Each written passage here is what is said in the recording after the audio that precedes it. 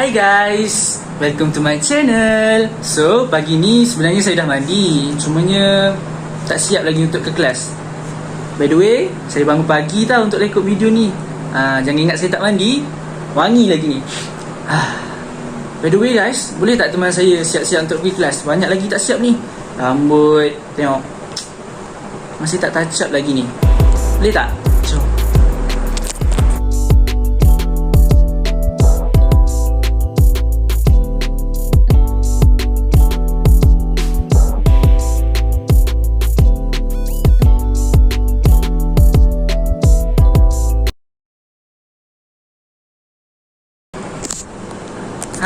Okay guys, sekarang baru boleh pergi kelas. Rambut pun dah siap, semua pun dah pakai.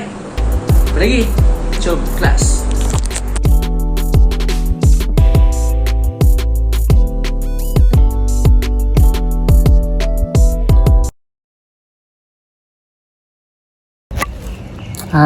Kelas dah habis guys. Tapi itulah, minggu ni saya busy sikit. Minggu lepas sebab banyak assignment nak kena buat. Sampai kadang-kadang makan pun kadang-kadang tangguh. Saya tangguh dalam sehari sekali makan, 2 kali makan je. Itu pun makan sikit. Ni pun sempat sebab kerja dah hantar kan. Jadi tak busy sangat lah, boleh nak makan. Saya punya busy minggu ni, bukan minggu ni je, minggu lepas memandangkan assignment nak hantar. Game tu saya tak sentuh langsung guys. Mobile Legends tu nasib baik saya kenal lagi. Sebab bila member-member saya ajak main game ke apa, saya dah selalu tolak. Sebab saya pentingkan kerja lagi. Sebab bila kan student kan, nak tak nak kerja kena utamakan. Itu macam mana guys? Penat tu biasalah. Tipu lah kalau kata jadi student ni tak penat kan. Ke korang tak penat? Kalau korang tak penat, korang belajar macam mana? Kalau macam saya penat ni pun baru sempat nak makan. Macam saya cakap tadi, macam tu lah guys, lumrah student. Ni insyaAllah dah siap semua, boleh lah nak main game. Macam kenal guys. Rasanya macam roommate rasanya macam classmate saya. Sekejap saya nak terjah dia.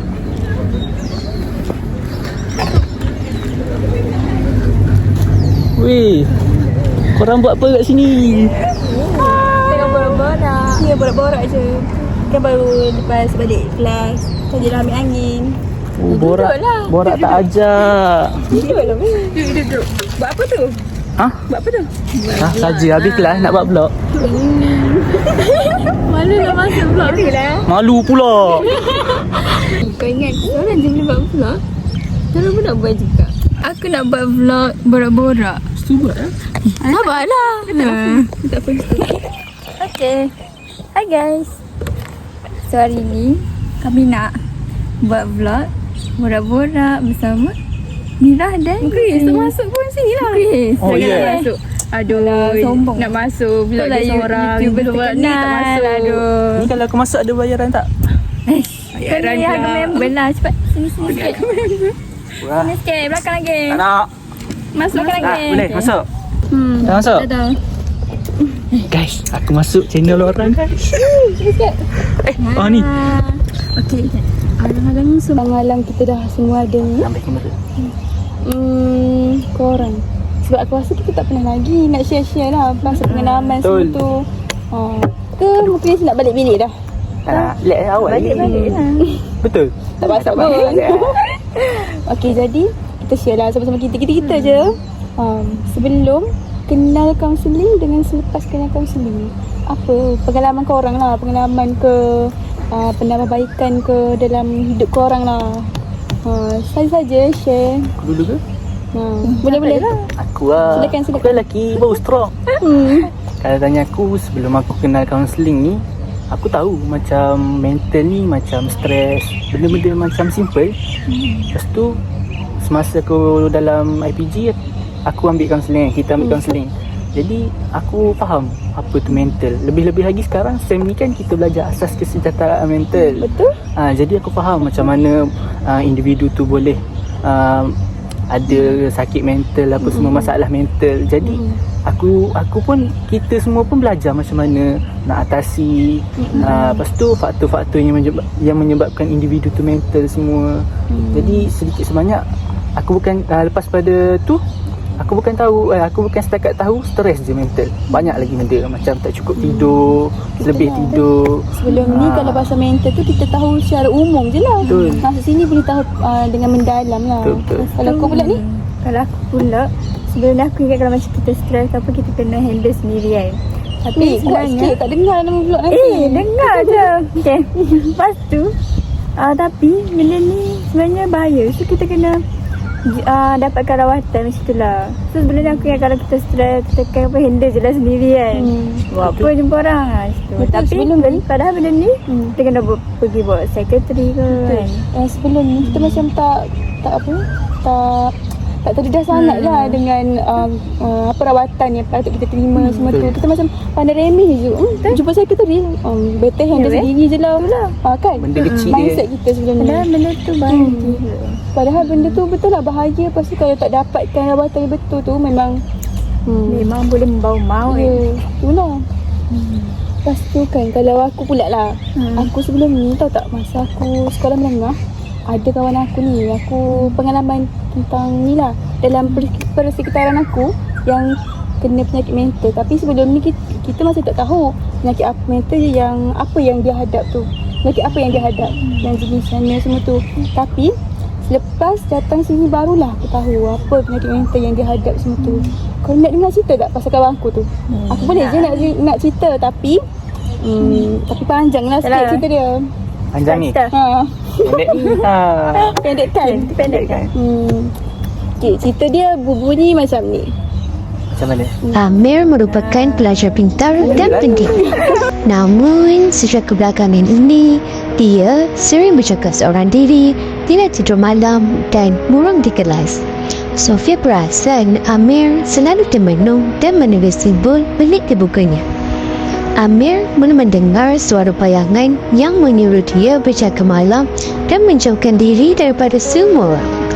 Dia mula percaya rakan-rakannya sedang merancang untuk menjatuhkannya. Sofia cuba bertanya, tapi Amir marah dan menyangka Sofia sebahagian daripada komplot. Amir mengalami breakdown di dalam kelas.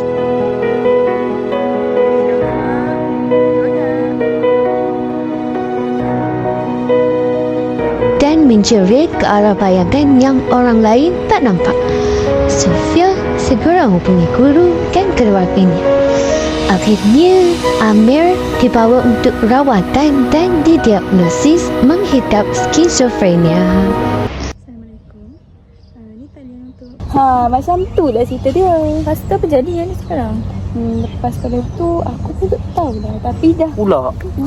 sebab masa tu kan kita macam mana alert sangat dengan benda-benda macam ni. Lagi Jadi kita bila aku dapat tahu dia dapatkan rawatan tu, yang kawan dia tolong tu dapatkan rawatan, aku pun dah macam lost contact masing-masing, dah pergi sama belajar. Jadi tapi aku harap lah dia okey. Tapi bila dah masuk sini barulah aku tahu yang dia sebenarnya menghidap skizofrenia. Penyakit mental dia tu skizofrenia. Jadi bila masuk sini aku macam aku rasa betul lah aku ambil kaunseling ni. Sebab bila sebelum ni tengoklah masa sekolah menengah kita tak tahu pasal benda tu. Jadi kita tak alert. Tapi bila dah kita berkecimpung dalam Ya, faham student.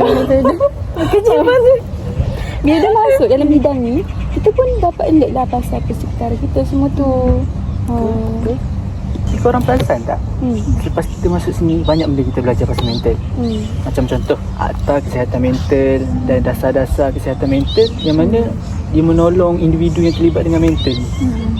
Ya, betul-betul aku sokong. Sebab sebelum ni memang kalau aku sendirilah, aku memang tak tahu langsung pasal ada akta, ada dasar tentang kesihatan mental ni.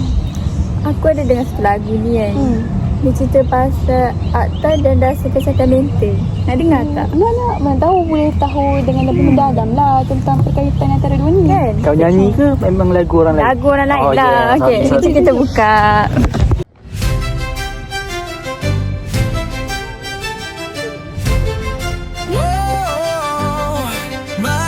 kita jaga minda, jangan tunggu hingga terluka. Dasar kesihatan mental negara, panduan kita semua. Fokus pada pencegahan, promosi dan rawatan, agar rakyat Malaysia hidup sihat penuh harapan. Dari sekolah ke tempat kerja, sokongan mental itu perlu ada. Pelan tindakan jelas dibina untuk kesejahteraan jiwa kita. Akta kesihatan mental, lindungi hak semua insan. Rawatan penjagaan bukan paksaan, martabat manusia diutamakan. Dasar dan akta bergandingan, cipta sistem lebih berkesan. Minda sihat, negara kuat, itulah misi kita semua rakyat.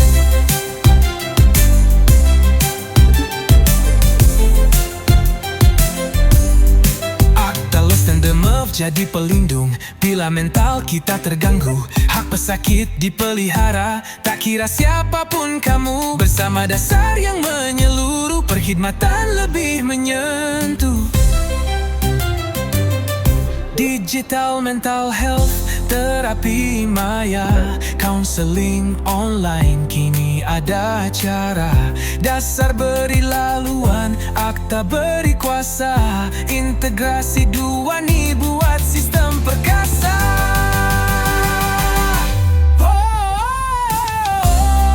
Akta kesihatan mental, lindungi hak semua insan. Rawatan penjagaan bukan paksaan, martabat manusia diutamakan. Dasar dan akta bergandingan, cipta sistem lebih berkesan. Hingga sihat, negara kuat, itulah misi kita semua rakyat. Gunakan teknologi, sebar informasi, bersama kita bina empati. Mental sihat bukan ilusi, ia hak semua realiti.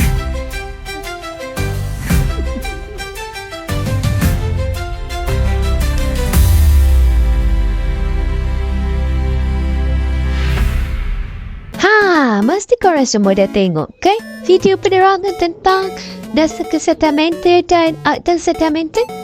Mesti korang dah faham kan pasal kedua-duanya? Jadi, kalau korang dah faham, jomlah kita try jawab kuis ni sama-sama. Kuis ni boleh mantapkan lagi pemahaman korang tentang akta dan dasar kesihatan mental ni. Jom kita mula.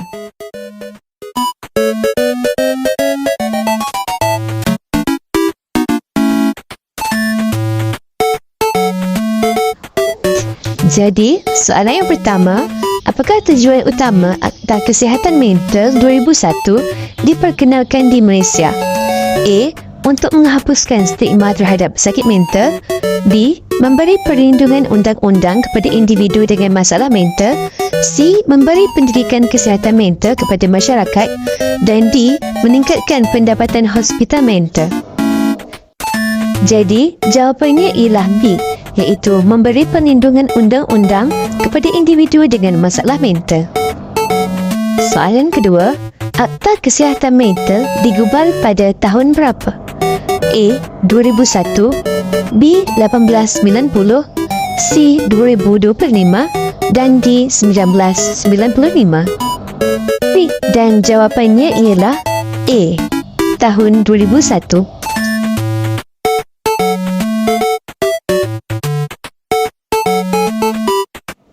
Soalan yang ketiga, apakah matlamat utama dasar kesihatan mental negara?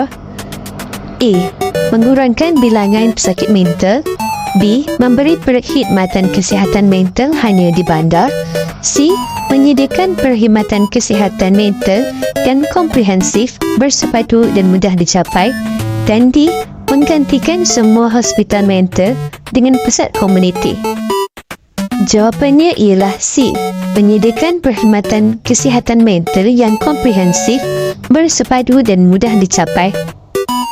Soalan keempat, salah satu strategi utama dalam dasar kesihatan mental negara adalah A. Memberi rawatan hanya selepas simptom menjadi teruk. B. Menggalakkan rawatan tradisional sahaja. C. Mengintegrasi perkhidmatan kesihatan mental ke dalam sistem penjagaan kesihatan primer. Dan D. Mengehadkan perkhidmatan kesihatan mental kepada hospital sahaja. Dan jawapannya ialah C. Mengintegrasi perkhidmatan kesihatan mental ke dalam sistem penjagaan kesihatan primer. Soalan yang kelima. Kesihatan mental ialah kemampuan individu, kelompok dan persekitaran berinteraksi antara satu sama lain. Betul atau salah? Dan jawapannya ialah betul.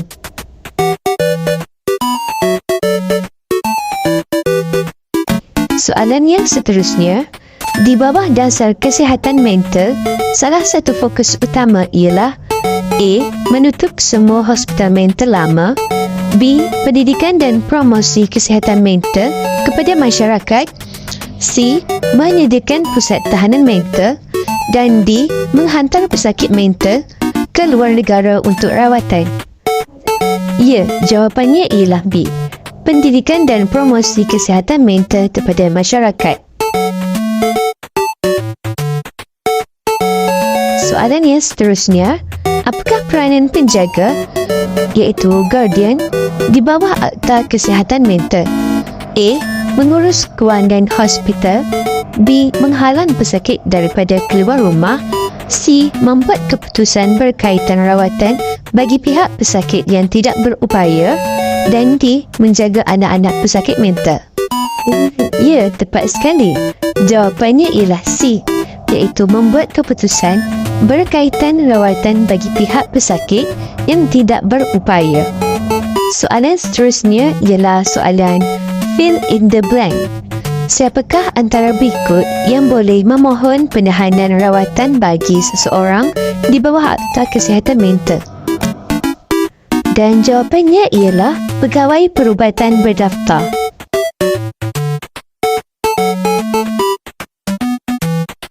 Soalan seterusnya berkaitan dengan soalan betul atau salah. Soalannya, kesihatan mental hanya merujuk kepada masalah seperti kemurungan dan skizofrenia. Betul atau salah? Jawapannya ialah salah.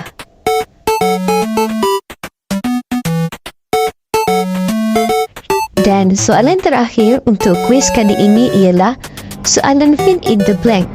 Soalannya berbunyi, seseorang yang disyaki bercelaru mental boleh? Jawapannya ialah dimasukkan dan ditahan di dalam hospital psikiatri. Baiklah, itu sahaja soalan kuis kita pada kali ini. Sudahkah anda belajar? Sila komen. Sekian, terima kasih. Bye.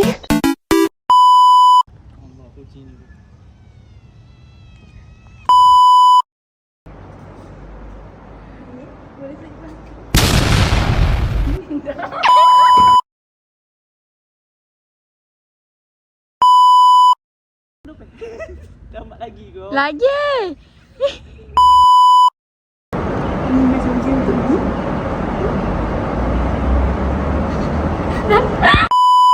Oh, tak kira pakak. Tak kita lalu.